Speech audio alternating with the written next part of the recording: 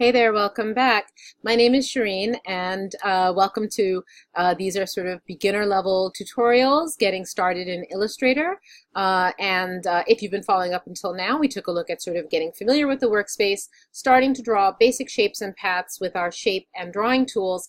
We took a look at strokes, and so today it's time to take a look at working with fills and what are the different options we have in terms of how we fill shapes. So I'm going to just get started with a basic shape. Let's just start with our rectangle. As a reminder, if I hold Shift key down with my opposite hand, the non-dominant hand, if I hold Shift key down, I can constrain the proportion. So I'm going to go ahead and constrain the proportion to make it a perfect square, and I'm going to release. At this point too, I'm also going to fill with a different color, because since we're working with white, and white is the artboard, you can't see, so I'm just kind of pulling it off the artboard to show you that we do have a fill, which is a solid color. I can come up here through my color panel to change colors. I can also remind you that when we are working, our control panel is dynamic. That means that the options that are available to you are changing according to the task at hand. So Illustrator is sort of watching what's happening here in our workspace and offering you sort of a related task. So when we're working with shapes, related choices could be, of course, the fill, the stroke, the weight of the stroke, and how that stroke appears, the opacity, and we can transform, etc. When you see the words up here that have those underlines, those are, again, you can click on those and get the full panels right up here in the control panel. For right now, though, I want to call your attention to the Swatches panel. I'm going to just tear that off, and I'm going to just remind you again that if the panels are not showing up in your window, then you're going to go ahead and go under Window for your pull-down menu and choose Swatches. And then that's how you're going to get your panels back open and available to you. So it's really customizable according to your workflow. So we've got stroke, we've got the Swatches panel here, and from right in here, to be honest, it kind of already gives you a preview as to what we're going to talk about. The choices that we have are, when filling the inside of an object, we can choose to have no fill. That means it's invisible. So earlier I was showing you that it's white, and I dragged it off the artboard to show you that it's invisible. This time when I drag my square off the artboard, as you can see that it's filled with no color. It's 100% transparent, so that's no fill. We could also look at solid colors. So we're just filling with a solid color.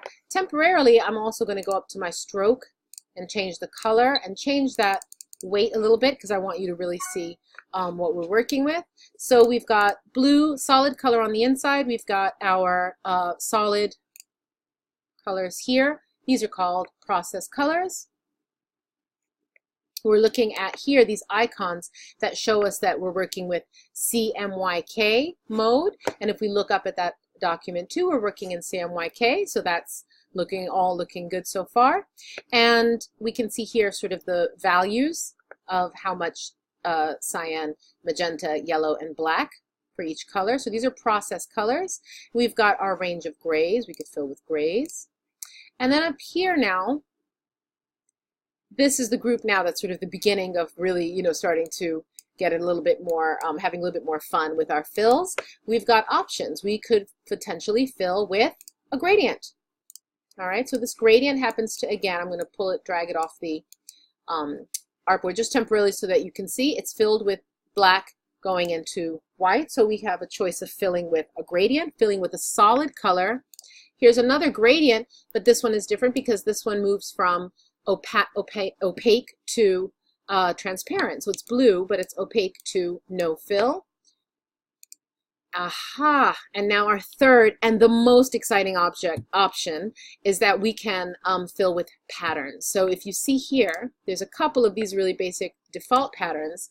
We're going to move into designing our own patterns soon, eventually in another video. But for today, I want to show you, if you're kind of excited about these two, I want to show you a little bit more about where we can find more of these patterns. As you see, there's only a couple of them, just to kind of there's only a couple of them to kind of just get you curious. If you want to get to more options for patterns, you can go a couple places. Down at the bottom of the Swatches library menu, the one that looks kind of like books in a library, you can go to a library.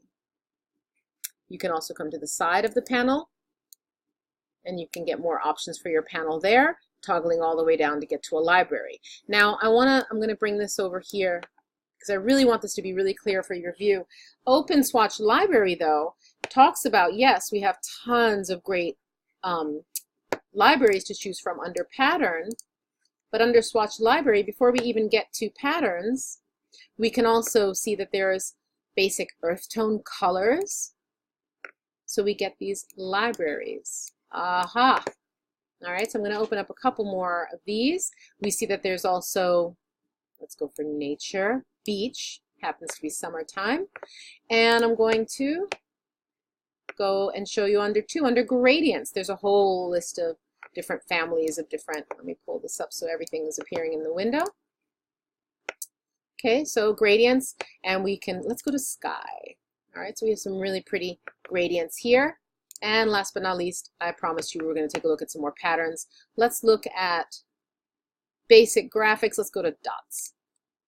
Okay, so these are all libraries that have already been saved and archived, and they're available right now for you to just get started playing around with the different ways that we fill the inside of an object. So let's get started. Let's take a look at, again, just changing from our library, changing to these different colors. Now note, the library has different colors than what we see here in the default swatches. The Swatches panel is a default panel that would open up no matter which document I'm working on. This is the default Illustrator panel. These are the colors that you would get, and you can start to mix and work with. These libraries are colors that have already been saved and they're archived, and so they're not the same colors that are showing up here. If I do want to save, let me pick this really beautiful brick red. If I do want to save this, though, into the swatches panel that I'm working on, I can just go ahead and add it and say new swatch. Okay, I say okay. Added to my library. So now it's added here into this live swatches panel. This is local to the document that I'm working on right now. I can come in, I can adjust it a little bit. Maybe it was too red. I can make that adjustment, right? And then it's happening live. Here, if I double click though, again, this one is earth tone. It's already been saved. If I try to double click, I'm not able to make that change. It's a color that's already been saved. It's archived. It's not editable. All right. I want to also show you, if I do File New and open a new document, that color isn't here anymore. That color that I had added is no longer here, but that library, and actually all of the libraries, are still open and available to me. These are colors that have been saved. They're not editable. They'll float around, and no matter how many different windows I open and what work I'm working on, that's going to be available to me. Toggle back to that first document. Aha, there it is, because I saved it into that local swatches panel. That again means it's editable. I'm going to make a really drastic change here so you can see that it's only going to affect that color for that local document. If I come here and I make another square and fill with that color from the library, it's still there and it doesn't affect the global library archive. Okay, so working with libraries as opposed to working with Swatches Panel. Swatches Panel, when you save and close this file, when you go to open it again tomorrow, this color is now saved with your local file. When you go to open up Illustrator tomorrow, these might not be open, these libraries. You have to go back and kind of dig through, you know, add to find your library here. You're going to go back here and say open swatch library and go back and dig those out to be able to work with them. But those swatches, those local swatches, yes, those are saved with your local document. So let's move on. We added and playing around with libraries, playing around with solid color. Let's play around with some gradients now. Okay, so this one looks like it's blue to white. Let me just double check. Is that transparent? Nope, that's white. So it's blue to white is the gradient. And if I want to edit that gradient, it's finally time to dig into our gradient tool. Going to click on that once. We get that bar so that we can create live edits on the fly. So right there, right on the document, I'm going to go ahead and move to be a little bit more blue, a little bit less blue, move the transition to be a little bit more white. I can do a little bit more live editing right there, right on my object. If I also wanted, I could just double click, make it even darker, okay? And I can double click. I can even go crazy and add a whole other third color in there. I could also double click and aha, this point on the gradient wasn't there before, but I've just added another point to our gradient. So I'm editing it and it's starting to look like a very different gradient. Double click, double click. Let me add one more little point on this gradient. Fun. All right, so double clicking to add, double clicking to edit, and if I really wanted to also too, I could, let me actually add one more. Double click, double click. I'm going to add that one. Aha, I think that one is a little bit too close to the original navy. It's teal. So watch this, click and drag, and it's gone now. All right, so just click and drag, and it's gone. I'm going to undo that one because I kind of like that green in there.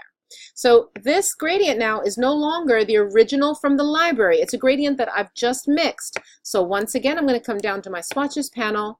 I'm going to click on new swatch, and it's adding this new gradient swatch. So I'm going to call that SS01 gradient.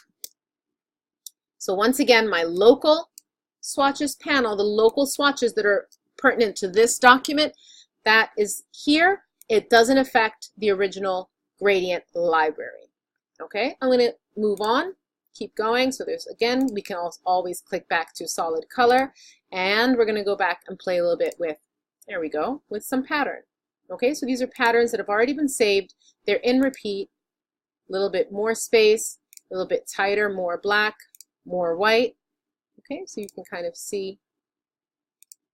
All right, some really fun little options in here, and these are already in any version of Illustrator. As soon as you open up, you can kind of play around with them. I'm going to do a separate video for how to edit patterns and create repeats, but for now, again, there's definitely plenty more where that came from. Coming to the side of the panel, swatch library, patterns. I want to keep moving this up, sorry, because there's so many, it hardly fits in the window. Open swatch library, patterns, basic graphics, and let's go to textures. There's another one. All right, so while this is live and active, I can come in and start playing around with these. The only thing to know though is that the default patterns that are saved are transparent. All right, so that means that if I do create another object, they are transparent one to the other.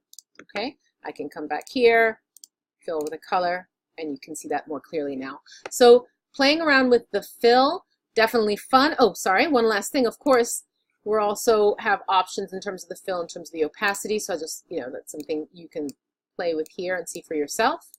All right, and that's, a little bit to kind of get you started with filling the inside of your shapes and patterns. So join me for our next video.